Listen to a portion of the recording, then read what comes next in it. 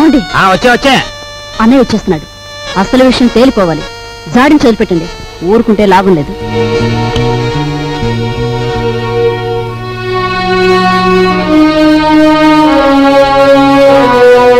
బావా, నా బాకీ తీర్చడం కోసం నువ్వు పడుతున్న బాధలు చూస్తుంటే అన్న మాట నిలబెట్టుకునేందుకు అష్టకష్టాలు పడ్డ హరిశ్చంద్రుడు జ్ఞాపకం వస్తున్నాడు నాకు.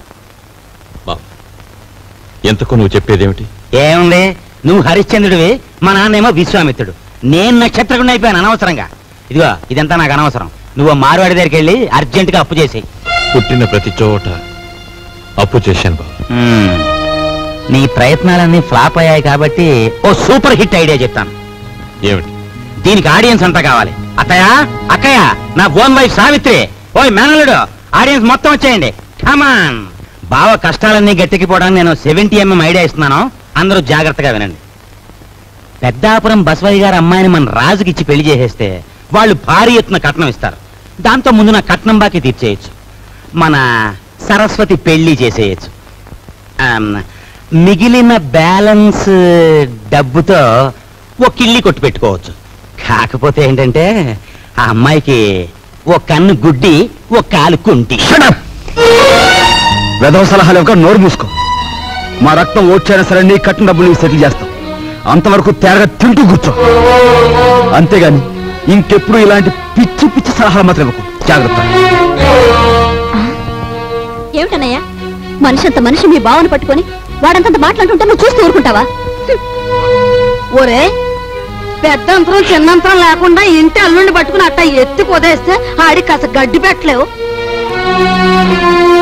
లలిత, ఎండలో అలసిపోయి వచ్చాడు, వెళ్ళి వాడికి అన్నం పెట్టు. అమ్మో అమ్మో, అయ్యో.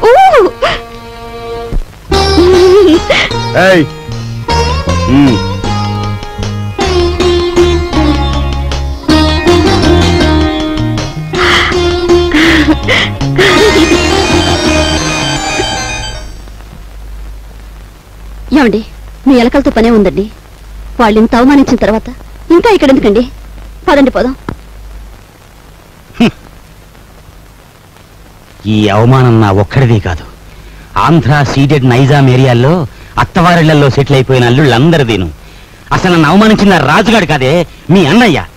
ద్రౌపదీదేవి చీరల్ని దుశ్శాసనుడు లాగాడు, కానీ తప్పు వాడిది కాదు, వాడికి ఆర్డర్ వేసిన దుర్యోధనుడిది. మీ అన్నయ్య ఒక్క మాట కూడా మాడకుండా చూస్తూ ఊరుకుంటాడా? మీ అన్నయ్య నా కట్నం బాకీ తీర్చేసినా సరే నేను ఇక్కడి నుంచి కదలను. నా కక్ష తీరే వరకు ఇక్కడే ఉంటాను. ఇక మీదట విశ్వామిత్రుడు నేనే, నక్షత్రకుడు నేనే. తాళం తిప్పితే వచ్చి ఈనపెట్టు చూసాం కానీ నంబర్లు తిప్పితే వచ్చి ఈనపెట్టి నీ ఇంట్లోనే చూసాం. ఏ నంబర్ కింద ఏదెడితే పెట్టి తెరుచుకుంటుందో చెప్పే. నీ బెదిరింపులకు నేను లొంగను. ఆ నంబర్లు నేను చెప్పను. 4 రోజుల పాటు కడుపు కాల్చేస్తే దెమ్మ తిరిగిపోయి బొమ్మ కనిపించేస్తుంది. అప్పుడు నువ్వే చెప్తావు ఇంపాసిబుల్.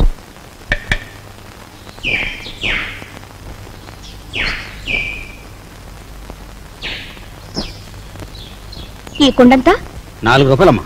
40 పైసల కుండ 4 రూపాయలా? ఇదేం బంగారం కుండ? ఆయన తొక్కేది మట్టా బంగారమా? ఇంతైతే ఎవరు కొంటారు? వద్దులే, వస్తా. కుమారరామన్న దగ్గర నీ ఉద్యోగం ఏమిటట?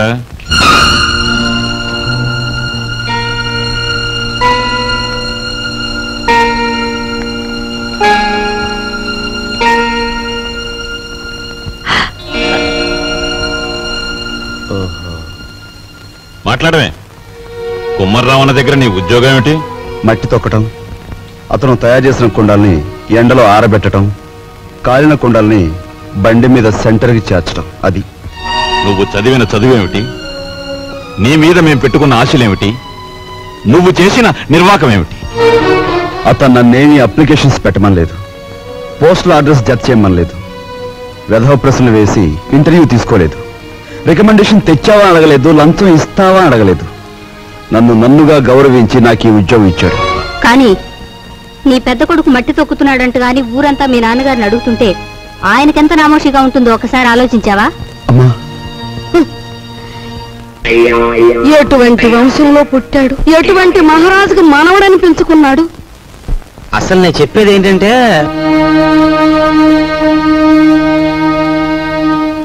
ఇలాంటి అప్రదిష్ట పనులకు తలపెడితే ఈ ఇంట్లో ఇంకా పెళ్లి కావాల్సిన పిల్లలు ఉన్నారు. వాళ్ళని చేసుకోవడానికి ఎవడైనా ముందుకొస్తాడా? ఏ మా చెల్లెలు పెళ్లి చూపు సమయంలో మీరు వచ్చి పెంట చేశారే, అప్పుడు లేదా ఈ అప్రదిష్ట? నాన్న, ఏమీ చెయ్యకుండా మీకు భారంగా ఉండే కంటే ఏదో ఒక పని చేసి ఇంత సంపాదించడం నా బాధ్యత అనుకున్నాను, సంపాదిస్తున్నాను.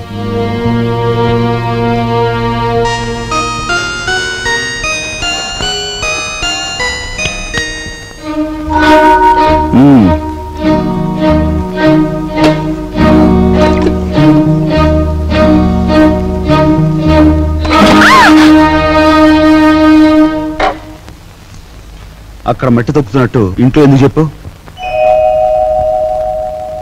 అందరూ బాధపడతారనుకున్నప్పుడు మీరెందుకు ఆ పని చేయాలి? చేశారే అనుకోండి, ఆ సంగతి చెప్పకుండా ఎందుకు దాచిపెట్టాలి?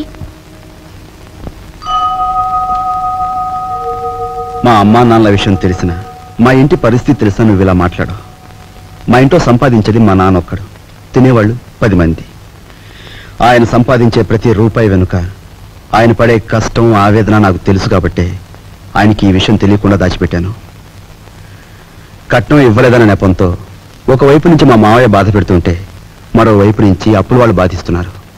ఇలా ఇంట బయట అనేక బాధలతో నలిగిపోతున్న మా నాన్నగారికి ఒకరోజు దారిలో 5,000 రూపాయలు దొరికాయి.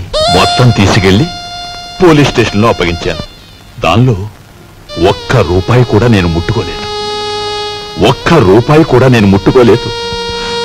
₹1 కూడా. ఏమండి, అసలేం జరిగిందండి? లలిత, నువ్వు ఎన్నోసార్లు నన్ను ధర్మరాజు ధర్మరాజు అంటూ ఉంటావు. కానీ ఇవాళ నీ ధర్మరాజు దొంగతనం చేశాడు. మీరు దొంగతనం చేశారా? అవును లలిత, అందులో ₹10 కాజేశాను. ఏమండి, ఎందుకో తెలుసా? మన అబ్బాయి ఉద్యోగానికి అప్లికేషన్ పెట్టడానికి. ఎన్నడూ రాని ఉద్యోగం ఈసారైనా వస్తుందేమోనన్న ఆశ. లలిత, ఇంకెప్పుడు నన్ను ధర్మరాజు అని పిలవకు. లేదండి, ఇప్పుడు మీరు నిజంగా ధర్మరాజు. అశ్వత్థామాత కుంజరహ అని ధర్మరాజు అంతటి వాడు అబద్ధం ఆడాడు. అది ఆపద్ధర్మం లలిత. ఇది ఆపద్ధర్మమేనండి. మన బిడ్డ కోసం మీరు చేసింది ఆపద్ధర్మమే. మా అందరి అవసరాలు తీర్చడానికి అంకితమైపోయిన మనిషి మా నాన్న. అలాంటి మనిషి కోసం నేను మట్టి తొక్కడమే కాదు, ముష్టెత్తుకునైనా సరే మా ఇంటి బాధ్యతను కొంతవరకైనా స్వీకరించాలా లేదా? ఇప్పుడు చెప్పు, నేను చేస్తున్న పని తప్పంటావా?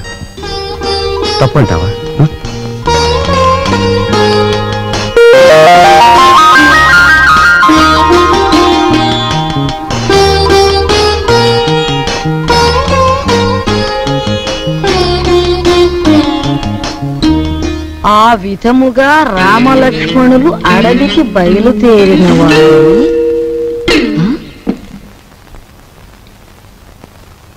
ఏంటబ్బా? ఓ చిన్న సచ్చినాడా, ఆ పెద్ద సచ్చినాడేమో మట్టి తొక్కుతున్నాడా, వీడేమో పాచూడుస్తున్నాడా. వీళ్ళకి ఏం పోయే కాలం వచ్చిందమ్మా? ఇంతకీ నేను పని మనిషిని ఎందుకు పెట్టినట్టు? అబ్బాయి, ఏంటమ్మా? నువ్వు ఆఫీస్కి వెళుతున్నావల్లే ఉంది. పెళ్లి దగ్గరకు వచ్చింది కదా, పనులన్నీ తొందరగా జరగాలి. అప్పడాలు చెయ్యాలి, ఒడియాలు పట్టాలి. ఓ 400 ఉంటే అమ్మాయికి ఇవ్వు. అమ్మా, ఆఫీసులో లోన్కి అప్లై చేశాను, అది రాగానే ఇస్తాను. అదేమిటన్నయ్య, అయ్యవారు వచ్చే వరకు అమావాస్య అవుతుందా? తెలిసిన వాళ్ళ దగ్గర ఏ చేబదులో తీసుకుని ఈ పని కాస్త జరిపించు. వెళ్ళిదు.